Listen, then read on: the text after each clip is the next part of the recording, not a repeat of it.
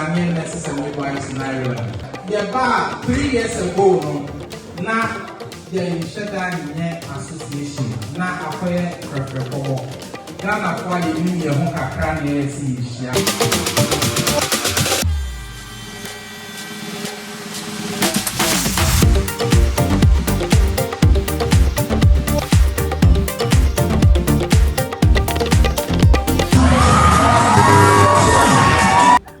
Okay guys, welcome once again to my screen. So at this point, I'm just going to interview the Ghanaian nurses over here. They're going to tell us their experience on the world. Okay, we have some nurses at the healthcare executive, which is the government sector, some working at the private sector, some working, going to people's homes to take care of, their patients and all of that. So let's hear from them if they want to tell us anything, any advice or anything at all. So stay tuned.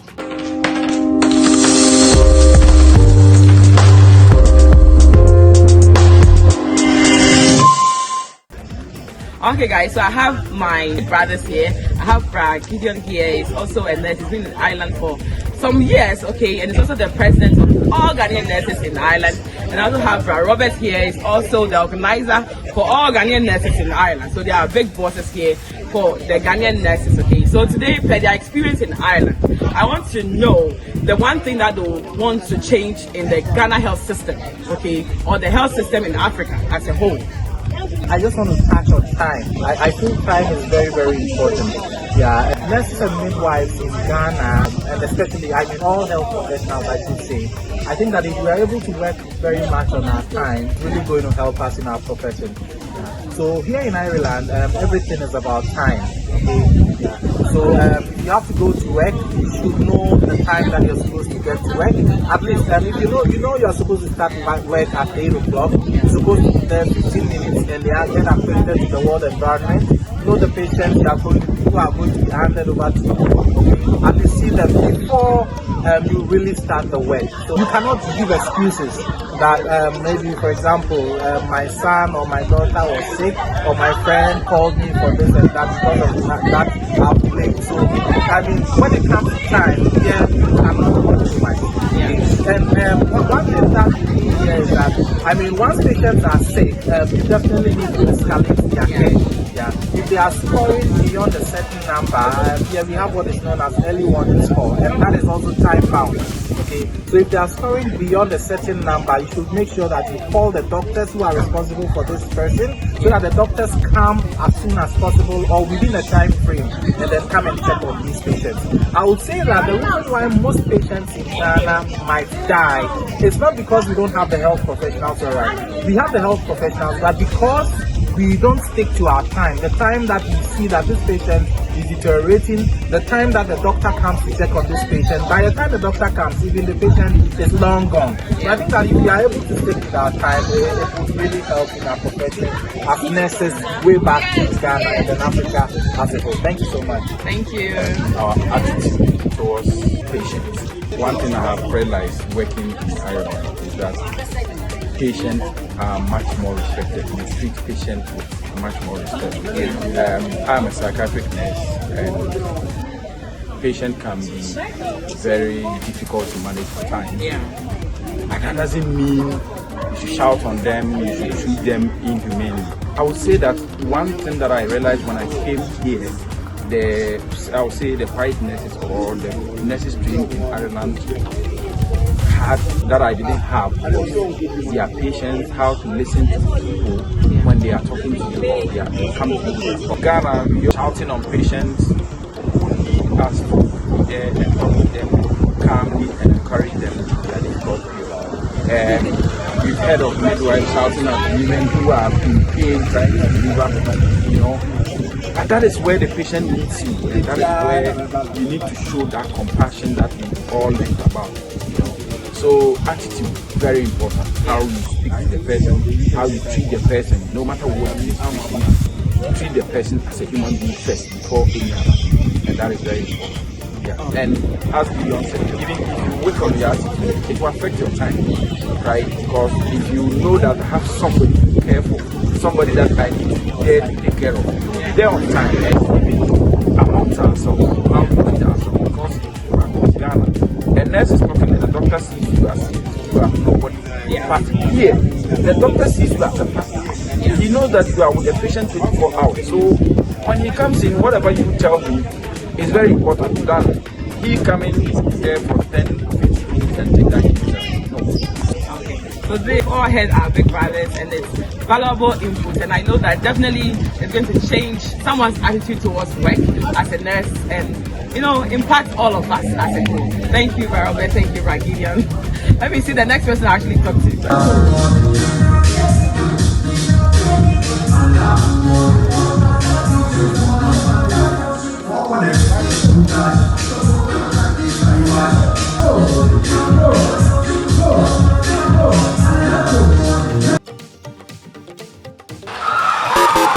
Okay guys, so this is my brother Abdul. He was part of my video last year and he gave a marvelous advice. So this time around it's going to be a different question, okay? So we changed the pattern.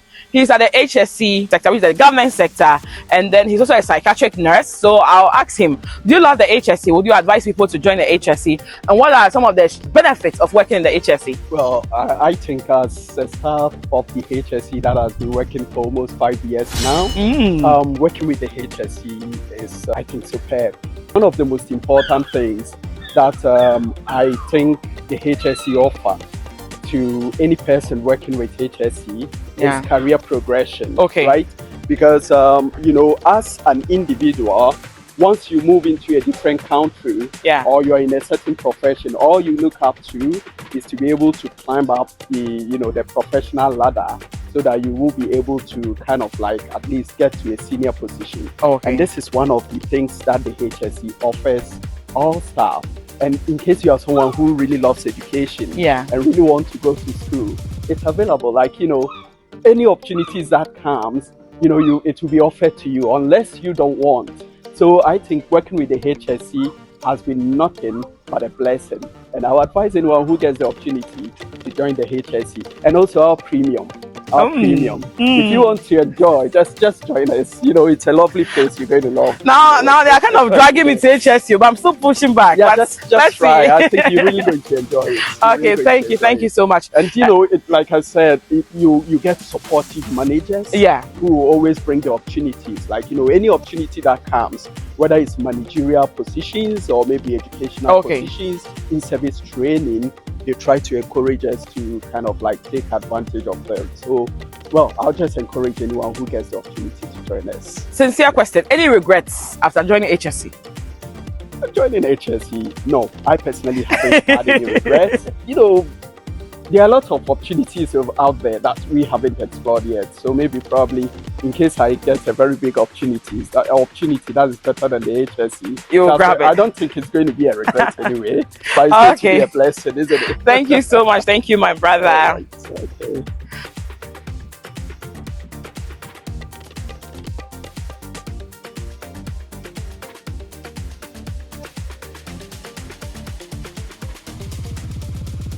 Okay, Kobe, this is my brother Kobe. Do you remember him?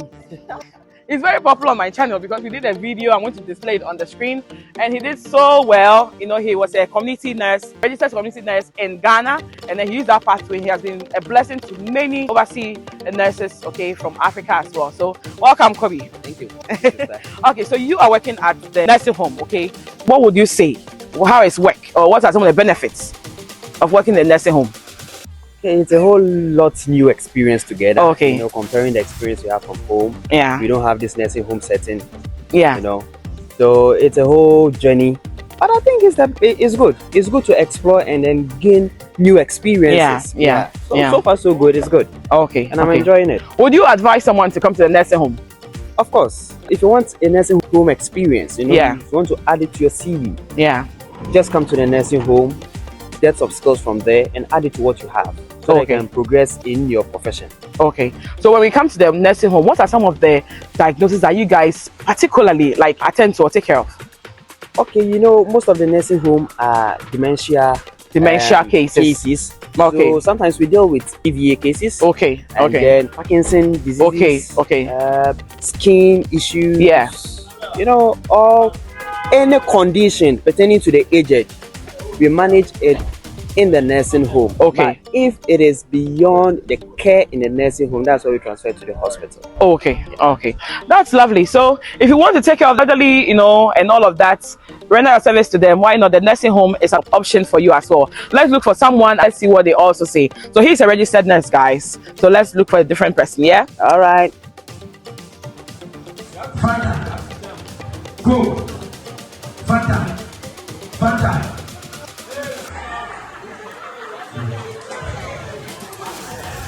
Let's go.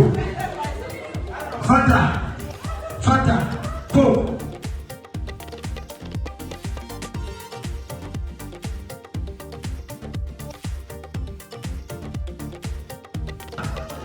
Go.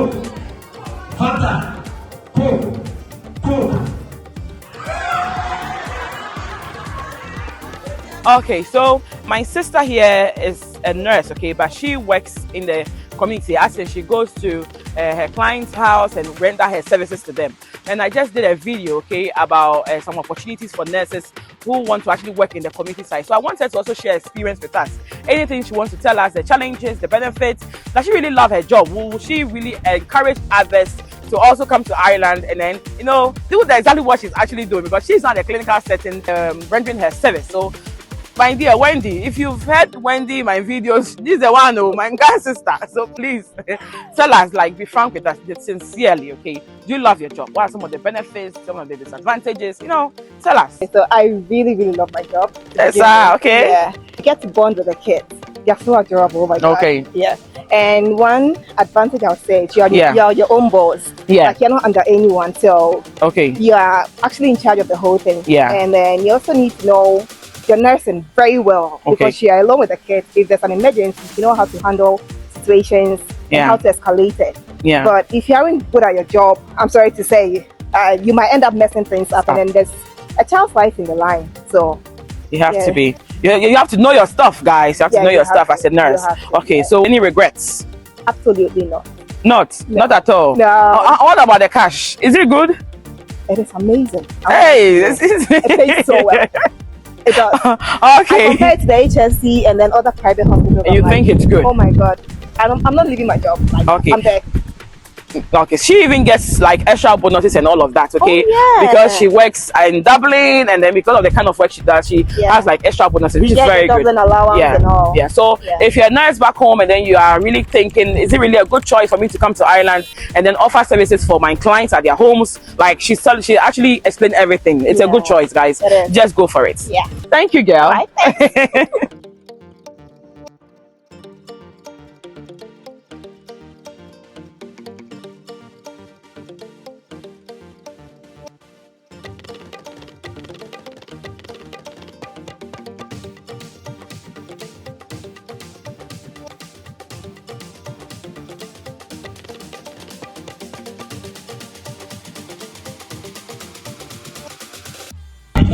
Okay, guys, so I've had input from general nurses, from psychiatric nurses, from community nurses, and I just think that it's fair that we also have the input of our one and only, Mama. She's our midwife. She's also been here for so long, so she also has to tell the midwife something, not just something, but education, okay?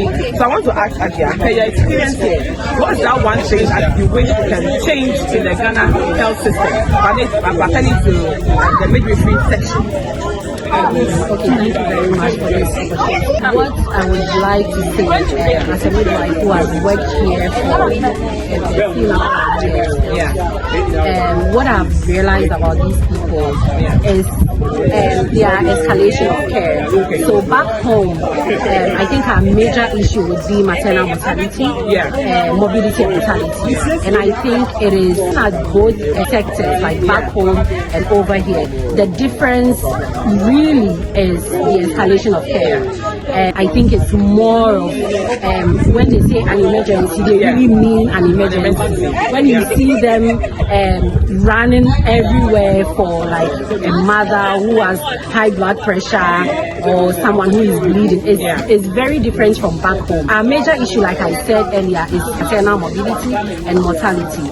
So if we want to bring it down, I think we have to pay more attention on how we escalate our care, because over here I've seen that they do a lot of advanced lab tests, which we don't do back home. Like when a woman has high blood pressure and I'm using that as an example, because it is one of the leading causes of maternal mortality when you take PPH from there. So if a woman has high blood pressure and she's on admission, the way they treat it, the kind of importance they attach to it, the lab tests they run like twice or 3 times every week, that is their routine.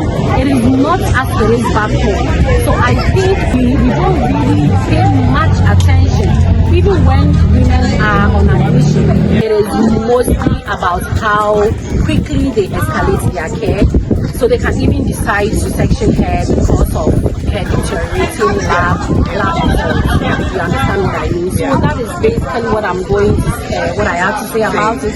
And I think the second thing is what is not making us back home enjoy what we do or what we used to do is the whole system itself as a whole, from shortage of basic things that we need on the wall, even like gloves, which we don't even have to work. You would have to ask a woman's partner or her family to go and buy gloves to bring it before you can take on that. So I think the system itself as a whole is another issue that we should face back home, and this is not something that can be changed overnight. So I think these are the 2 things in this short time I can tackle. Okay, so the guy can see that she's really loaded, right? So I think definitely we're going to do a video for our midwives when it comes to career advancement and all of that. So stay tuned, watch out. So there's my brother Robert. Yes, I have my sisters and my brothers. So you guys will be hearing all the brother and the sisters and the aunties. He's also a nurse from back home. Were you a nurse? Yeah, so I was a nurse anesthetist back home. Okay, that was me. I can't mention one. Anesthetist. So okay. I migrated to Ireland with my nursing background. So okay. Yeah. Okay. So when you left home, okay, you are used to a certain environment, clinical environments. You came and then you actually joined the nursing home. Would you say it's a good option or it's a good choice, or you still miss, the part of you at the theater? Yeah. Well, what I missed back home is the autonomy. Like as a nurse anesthetist, like you are in charge of the theater. Like you decide which case the doctor gets to do. Like well, it's a teamwork anyway. And then coming here, like I joined the nursing home. The nursing home setting is very, very different. Yeah. You don't get to have the freedom you get back home as a nurse anesthetist. The nursing home settings is also different. Yeah. And the workload is more. Yeah. Nursing homes will humble you. If you're coming to Ireland and you have an offer with the nursing home, just keep it in mind that you're gonna do a lot of work out there, and then it's all about teamwork. So. Oh, okay, thank you. He's been very honest. So be ready if you want to come to the nursing home. Be ready for all the stress, guys. Okay, thank you. Okay guys, so this is the end of today's video. I hope that you guys have really enjoyed it. Yes, we've had so much input from the HSE sector, from the private sector, from the nursing home aspect, and also from our fabulous midwife as well. Yes, I just can't wait to see you all next year on our fun day as well, and also our African Fun Day as well. If you have any comments, any suggestion at all for me, just remember to drop it at the comment section. See you all next year, but not on my next video. Bye.